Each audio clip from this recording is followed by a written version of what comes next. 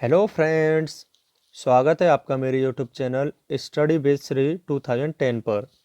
Friends, जैसा कि आपको पता है, यह है हमारी हिंदी व्याकरण की सीरीज़ चल रही है, जिसमें कि हमने इस वीडियो से पहले संधि टॉपिक के अंतर्गत विसर्ग संधि के अंतर्गत विसर्ग का मेल अघोष वर्णों से होने पर जो नियम बनते हैं वह हमने सभी नियम पढ़ लिए थे।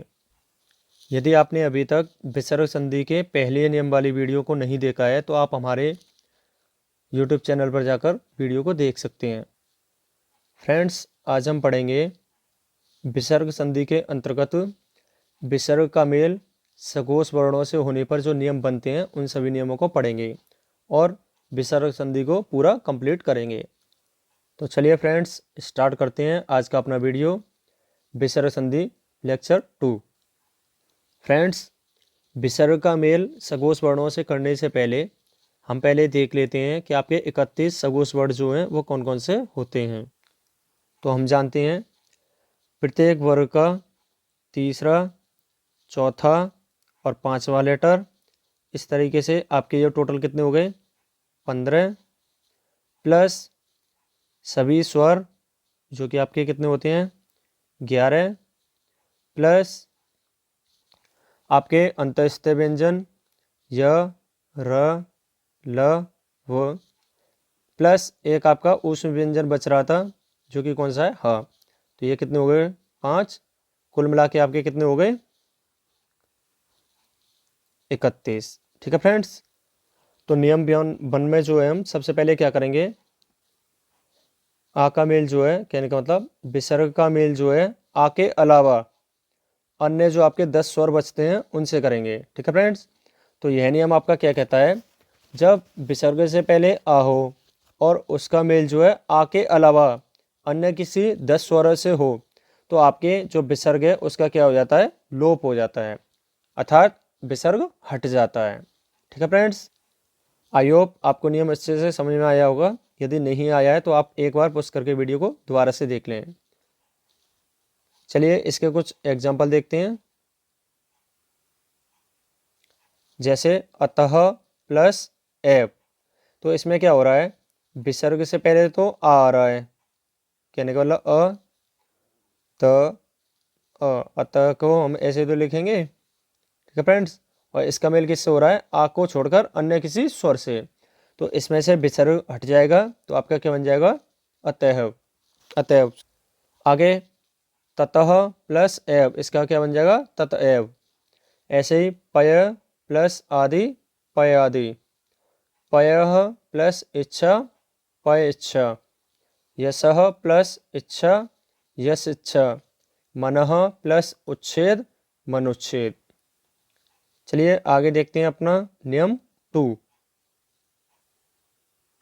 नियम 2 आपका क्या कहता है कि जब विसर्ग से पहले आ हो और स्वर में से केवल आ का मेल हो विसर्ग से या बचे हुए सघोष व्यंजनों से, कहने का मतलब इससे पहले जो हमने 10 व्यंजन पढ़े थे आ को छोड़कर, उन्हें कुल सघोष वर्णों में से हटा देना है। तो आपके कितने बचे 21 व्यंजन, जो कि जिसमें आपका एक आ स्वर है और बाकी के बचे हुए आपके 20 सघोष व्यंजन। ठीक है फ्रेंड्स, या फिर आप केवल इतना समझ लीजिए कि विसर्ग से पहले जब आपका आ हो, ठीक है, विसर्ग से पहले आ हो और विसर्ग का मेल केवल आ स्वर से हो या आपके बचे हुए 20 सघोष व्यंजनों से हो, तो आपका जो है अ और विसर्ग मिलके किस में बदल जाएंगे, ओ में। कैसे, आ का आपका आ यहीं रहेगा, विसर्ग आपका ऊ में बदल जाएगा। अब हमने गुण संधि में पढ़ा था आ और ऊ मिलकर क्या बन जाता है, ओ। तो आपको ये ध्यान रखना है, जब भी आपका विसर्ग से पहले आ हो और इसका मेल जो है आ स्वर से या बचे हुए आपके 20 सघोष व्यंजनों से हो, तो आपका ये जो है विसर्ग से पहले अ और विसर्ग मिलकर किस में कन्वर्ट हो जाएंगे, ओ में। ठीक है फ्रेंड्स, आई होप आपको समझ आ गया होगा अब नियम। यदि नहीं आ रहा है तो आप वीडियो को पुश करके एक बार अच्छे से समझ लें, उसके बाद आगे बढ़ें। ठीक है फ्रेंड्स, चलिए उदाहरण के जरिए और अच्छे से क्लियर करते हैं। जैसे उदाहरण 1, मनः प्लस अभिलाषा। तो देखो मनः के जब हमने वर्ण विच्छेद किए तो मनः अलग ले लिया और इसमें अह, तो आपने देखा इसमें जो है अह अलग है, मनः अलग है। तो हमने अभी क्या पढ़ा था, जब विसर्ग से पहले आ हो और उसका मेल जो है आ वर्ड से हो, सॉरी आ स्वर से हो या अन्य किसी सगोश वर्ड से हो, तो आपका जो है विसर्ग और अ किस में बदल जाएंगे, ओ में। ठीक है फ्रेंड्स, तो इन सभी का जब वर्ड संयोग करेंगे तो आपका क्या बन जाएगा, मनो अभिलाषा। ठीक है, आगे एक और एग्जांपल से समझते हैं। जैसे यशः प्लस धरा। तो यशः के जब हमने वर्ड विच्छेद किए तो यशः, यश अलग ले लिया और विसर्ग से पहले अ अलग ले लिया। तो इसका मेल जो है किससे हो रहा है, धा से, जो कि आपका सगोश व्यंजन है। तो आपका ये अंगह कहने का मतलब विसर्ग से पहले अ टोटल किस में कन्वर्ट हो जाएगा, ओ में। ठीक है फ्रेंड्स, आई होप आपको अब समझ में आ रहा होगा, क्लियर हो गया होगा। तो इसका जब वर्ड संयोग करेंगे तो क्या बन जाएगा, यशोधरा। ऐसे ही मनः प्लस हर। तो इसमें से मन अलग निकाल लिया, अह आपका यहाँ आ गया और अह आपका किस में कन्वर्ट हो जाएगा, ओ में। जब इसका वर्ड संयोग करेंगे तो क्या बन जाएगा, मनोहर। आई होप आपको अब क्लियर हो गया होगा ये नियम। चलिए इसके अन्य उदाहरण भी देख लेते हैं। जैसे तपः प्लस भूमि, तपोभूमि। मनः प्लस भावना, मनोभावना। मनः प्लस रंजन, मनोरंजन। सरह प्लस वर, सरोवर। रजः प्लस गुड़, रजोगुड़। मनः प्लस विकार, मनोविकार। वय प्लस वृद्ध, वयोवृद्ध। परह प्लस अच्छी, परोक्ष। अब देखो इसमें से अच्छी का अच्छ रह गया, क्यों रह गया, इससे पहले हमने व्यंजन संधि पढ़ी थी, उसमें पढ़ा था कि यदि संधि विच्छेद में कहीं पर भी आपका अच्छी आता है तो जब संधि बनाते हैं तो उसमें क्या रह जाता है, अच्छ। ठीक है फ्रेंड्स, मनः प्लस योग, मनोयोग।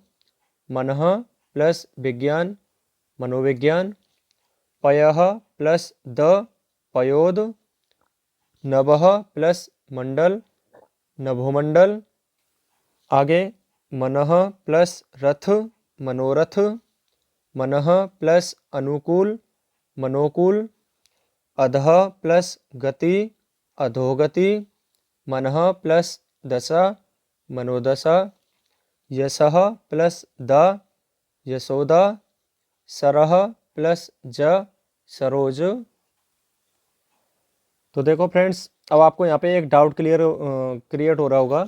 जैसे कि आपका गुण संधि में भी ओ की मात्रा आती है और आपके व्यंजन संधि में भी, सॉरी विसर्ग संधि में भी ओ की मात्रा आ रही है आपकी।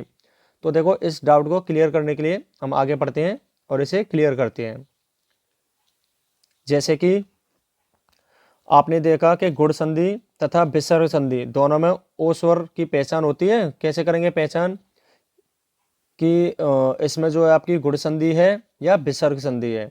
तो इसके लिए हम पढ़ते हैं, जैसे कि यदि द्वितीय शब्द का उच्चारण किससे हो रहा हो, उ या बड़े ऊ से शुरू होता हो, तो वहाँ आपकी कौन सी संधि होगी, गुण संधि। और यदि द्वितीय शब्द का उच्चारण उ या बड़े ऊ से शुरू नहीं होता तो वहाँ आपकी कौन सी संधि होगी, विसर्ग संधि। जैसे कि देखो यहाँ पे क्लियर करते हैं, महा प्लस उदय, तो इसका क्या बनता है, महोदय। इसमें ओ की मात्रा आई है, लेकिन जब हमने संधि विच्छेद किया था महा प्लस उदय, तो इसमें दूसरे शब्द कहने का मतलब द्वितीय शब्द का जो पहला वर्ड है वो क्या आ रहा है, ऊ। तो कहने का मतलब ये है, जब संधि विच्छेद करने पर दूसरे शब्द का पहला लेटर ऊ है तो आपकी कौन सी संधि होगी, गुण संधि। ठीक है, और यदि आपका दूसरा वर्ड जो है, सॉरी दूसरे शब्द का पहला वर्ड आपका ऊ नहीं है तो आपकी वहाँ कौन सी संधि हो जाएगी, मनोहर, इस नियम के आधार पे। ठीक है फ्रेंड्स, जैसे एक और देख लो, गंगा प्लस ऊर्मी, इसका क्या बन जाता है, गंगोर्मी। अगर इसमें ऊ आ रहा है तो आपकी ये कौन सी हो जाएगी, गुण संधि। और ऊ नहीं आ रहा है, यशः प्लस धरा, तो इसका क्या बन जाएगा, यशोधरा। तो आपको ये तोड़ के देख लेना है, जैसे यशोधरा का संधि विच्छेद क्या होगा, यशः प्लस धरा। तो इसमें ऊ नहीं आ रहा है दूसरे शब्द का पहला लेटर, इसलिए यहाँ कौन सी संधि होगी? विसर्ग संधि। आई होप अब आपको क्लियर हो गया होगा कि गुण संधि में भी ओ आता है और विसर्ग संधि में भी ओ आता है। तो जब ऊ आता है दूसरे शब्द का पहला लेटर तो आपकी गुण संधि, अगर ऊ या बड़ा ऊ नहीं आता है तो आपकी विसर्ग संधि। ठीक है फ्रेंड्स, चलिए आगे अपने नेक्स्ट नियम को पढ़ते हैं। नियम 3 आपका क्या कहता है कि आ के अलावा कोई भी स्वर हो और उसका मेल जो है किससे हो रहा हो? सगोश वर्णों से, तो आपका जो विसर्ग है वो किस में बदल जाएगा? र में। ठीक है फ्रेंड्स, इससे पहले हमने जो 2 नियम पढ़े थे उसमें क्या था? विसर्ग से पहले आ रहा था, लेकिन इसमें क्या है? आ के अलावा जो आपके 10 स्वर बचे हैं वो आ रहे हैं। ठीक है फ्रेंड्स, नियम को जरूर क्लियर कर लिया करें पहले उदाहरणों को देखने से पहले। ठीक है फ्रेंड्स, एक बार मैं दोबारा से रिपीट कर देता हूं कि विसर्ग से पहले आपका कोई भी स्वर हो केवल आ को छोड़कर, और इसका मेल जो किससे हो रहा हो? सगोश वर्णों से, तो आपका जो विसर्ग है वो किस में बदल जाएगा? र में, हलंत वाले में। ठीक है फ्रेंड्स, आई होप आपको नियम क्लियर हो गया होगा। चलिए अब इसके एग्जाम्पल देखते हैं। एग्जाम्पल 1, आ से ह प्लस बाद। तो देखो विसर्ग से पहले आ नहीं है ना, विसर्ग से पहले किसकी मात्रा है? ई की, और इसका मेल किससे हो रहा है? वा से, जो कि आपका कौन सा वर्ड है? सगोश वर्ड। ठीक है फ्रेंड्स, तो हमने क्या नियम क्या कह रहा है आपका कि विसर्ग से पहले आ के अलावा कोई भी स्वर हो और उसका मेल जो है सगोश व्यंजन से हो या फिर सगोश वर्ड से हो, तो आपका जो विसर्ग है वो किस में बदल जाएगा? हलंत वाले रा में।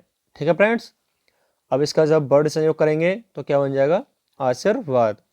ऐसे ही आयोह प्लस वेद, तो इसमें भी देखो विसर्ग से पहले ऊ है और इसका मेल हो रहा है किससे?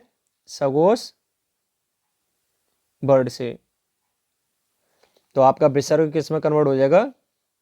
र में। इसका वर्ड संयोग करेंगे तो क्या बन जाएगा? आयुर्वेद।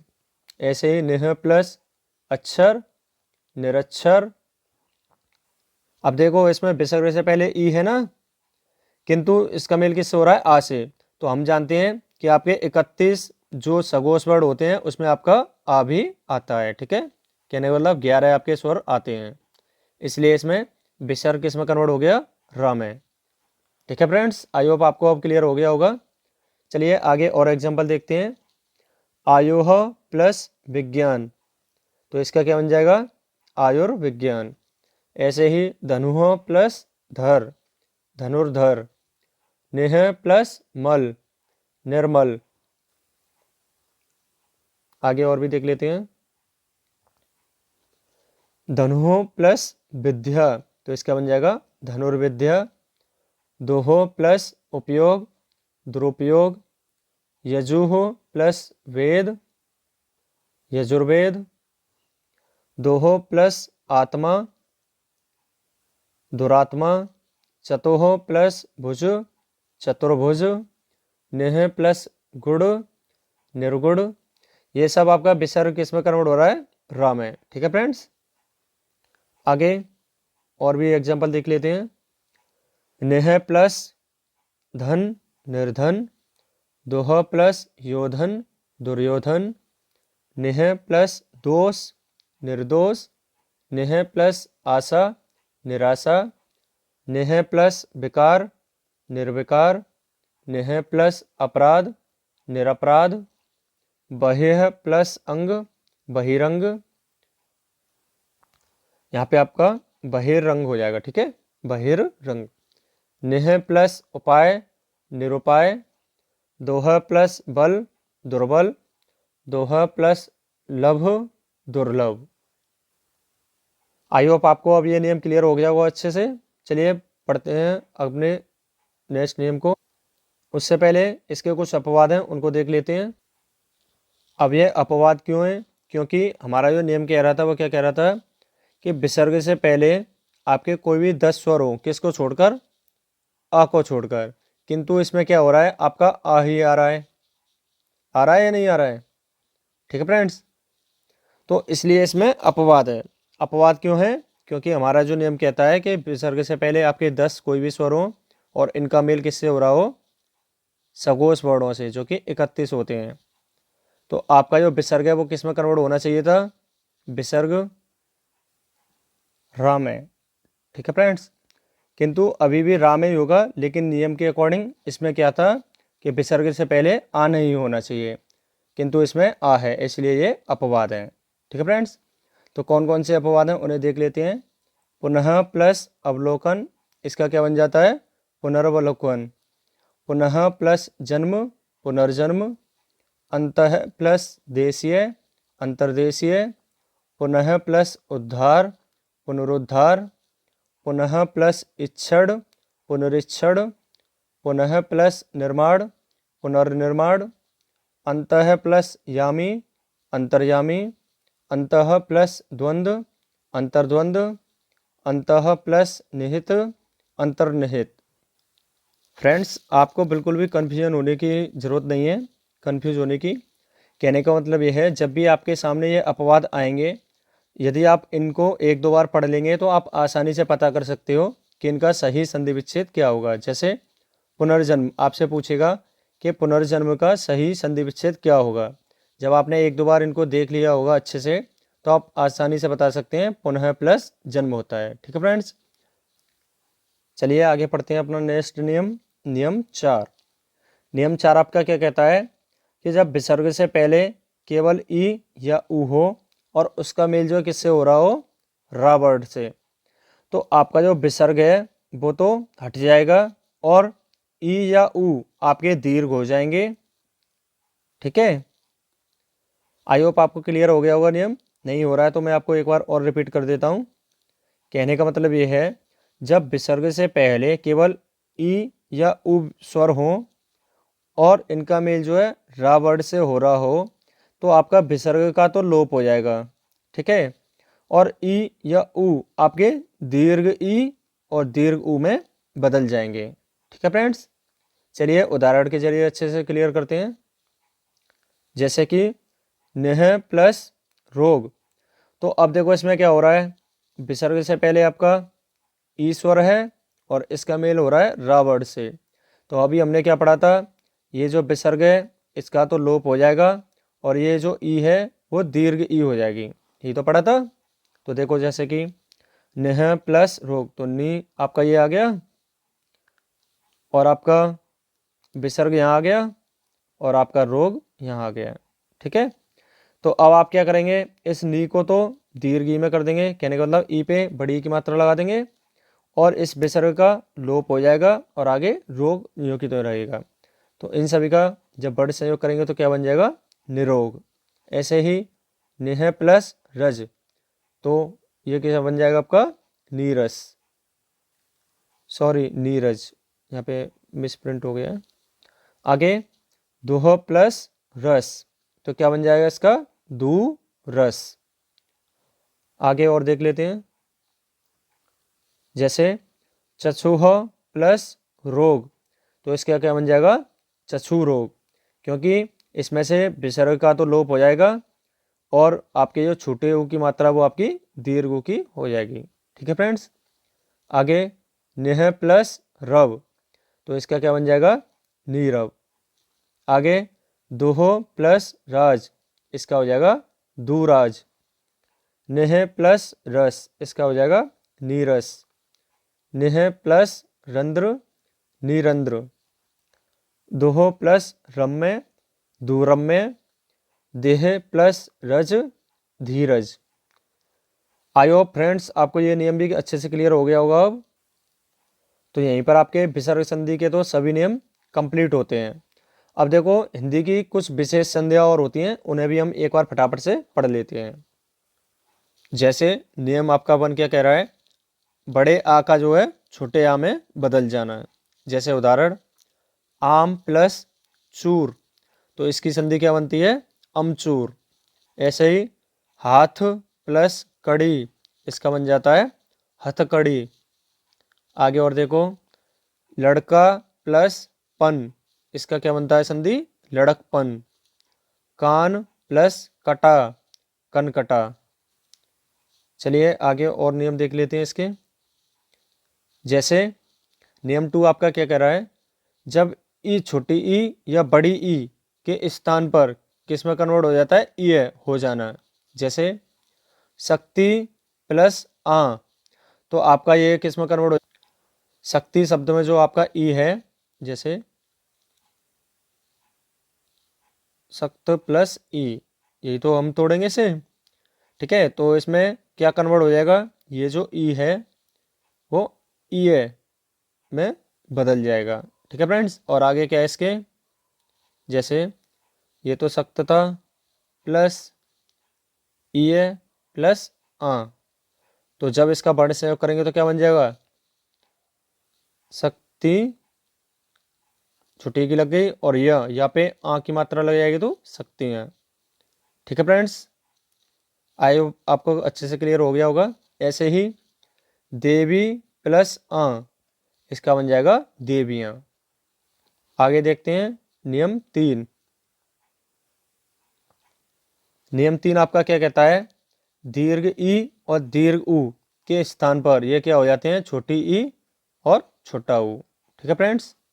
जैसे नदी प्लस आ, इसका क्या बन जाएगा? नदियाँ। तो यहाँ देखो बड़ी ई है, यहाँ पे ये छोटी ई में कन्वर्ट हो गई। ऐसे ही बधू प्लस ए, इसका क्या बन जाएगा? बधुएं। इसमें भी बड़े ऊ का क्या हो गया? छोटा ऊ। आई होप आपको क्लियर हो गया होगा। चलिए आगे और देखते हैं नियम 4। नियम 4 आपका क्या कह रहा है कि हा का जो है भा में बदल जाना। जैसे जब प्लस ही, तो इसका क्या बन जाता है? जभी। कब प्लस ही, कभी। तब प्लस ही, तभी। सब प्लस ही, सभी। अब प्लस ही, अभी। आगे देखते हैं अगला नियम, नियम 5। नियम 5 आपका क्या कह रहा है, हा का लोप हो जाना। जैसे कि कभी कभी क्या होता है, कुछ शब्दों की संधि होने पर किसी एक ध्वनि का लोप हो जाता है। जैसे ही शब्द में से ह का लोप हो जाना। जैसे उदाहरण देखते हैं, यह प्लस ही, तो देखो यहाँ पे क्या हो रहा है, यह प्लस ही। तो आपका नियम क्या कह रहा है कि इसमें से हा का, इसका जो है क्या हो जाएगा? लोप। और आगे क्या बच रहा है? आपकी छोटी ई। तो इसका जो लोप हो गया तो आपका क्या बच रहा है अब? यह, सॉरी ये हलंत है, इसमें से इसका लोप हो गया और ई की मात्रा लग गई तो क्या बन गया? ये यही, ठीक है फ्रेंड्स। आगे और भी एग्जांपल देखते हैं। जैसे किस प्लस ही, इसका बन जाएगा किसी। वह प्लस ही, वही। उस प्लस ही, उसी। आगे देखते हैं थोड़ा और। कभी कभी दोनों ध्वनियों में भी लोप हो जाता है। पहले शब्द से आ स्वर का तथा दूसरे शब्द से हा व्यंजन का लोप हो जाना और अनुनासिकता दूसरे स्वर पर पहुंच जाती है। देखो इनमें जो है कोई नियम नहीं लगता है, बस आपको ये ध्यान रखनी है कि इनकी जो संधि विच्छेद होती है वो क्या होती है। जैसे वहीं की क्या होगी? वहाँ प्लस ही, वहीं। कहाँ प्लस ही, कहीं। यहाँ प्लस ही, यहीं। जहाँ प्लस ही, जहीं, ठीक है फ्रेंड्स। आगे यहीं पर हमारी ये संधि वाला टॉपिक पूरा कंप्लीट होता है। फ्रेंड्स यदि आपके माइंड में संधि के सभी नियम मिक्स हो रहे हैं तो आपको क्या करना है, आप वीडियोज़ को 2-3 बार देखिए। उसके बाद क्या होगा, आपको उदाहरण के जरिए सारे नियम अपने आप याद हो जाएंगे। और यदि आपको व्यंजन संधि और विसर्ग संधि के नियम याद नहीं होती हैं तो कोई दिक्कत वाली बात नहीं है। आपको क्या याद रखना है, मेन चीज़ है कि आपके किसी भी संधि का सही संधि विच्छेद क्या होता है और संधि विच्छेद का सही संधि क्या बनता है, ये आपको पता होना बहुत ज़रूरी है। तो ये सारी चीज़ें आपको अपने आप याद हो जाएंगी जब आप वीडियोज़ को 2-3 बार देखोगे तो आपको आसानी से याद हो जाएगी। जैसे कि आपसे पूछे आसिह प्लस वाद का संधि क्या होगा। तो अब आप बताइए, क्या इसमें आपको संधि के नियम याद रखने की आवश्यकता है? आप आसानी से याद रख सकते हैं कि इसका जो बनेगा, क्या बनेगा? आशीर्वाद।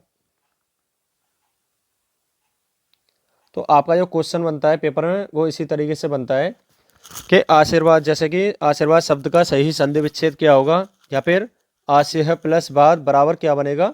आशीर्वाद। ठीक है फ्रेंड्स, तो आपको कंफ्यूज नहीं होना है कि हमको नियम याद नहीं हो रहे हैं। आपको कुछ नहीं है, वीडियोस को 2-3 बार देखना है संधि की सभी को, तो आपके माइंड में अपने आप सारे नियम और सारे उदाहरण अपने आप माइंड में सेट हो जाएंगे।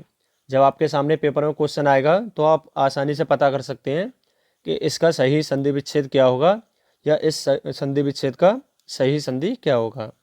ठीक है फ्रेंड्स, इससे नेक्स्ट वीडियो में हम स्वर संधि और सभी संधियों के इम्पोर्टेंट क्वेश्चन या फिर प्रीवियस ईयर के क्वेश्चंस को कवर करेंगे, जिससे आपको अच्छे से प्रैक्टिस हो जाएगी। आप आसानी से पता कर सकते हैं कि संधियों के क्वेश्चनों को हमको कैसे सॉल्व करना है। ठीक है फ्रेंड्स, तो फ्रेंड्स यहीं पर हमारा आज का वीडियो समाप्त होता है। यदि आपको मेरा वीडियो अच्छा लगा हो तो प्लीज़ वीडियो को लाइक करें, चैनल को सब्सक्राइब करें और वीडियो को अपने दोस्तों के साथ अवश्य शेयर करें। तो मिलते हैं अपने नेक्स्ट वीडियो में, तब तक के लिए अपना ख्याल रखें। जय हिंद, जय भारत।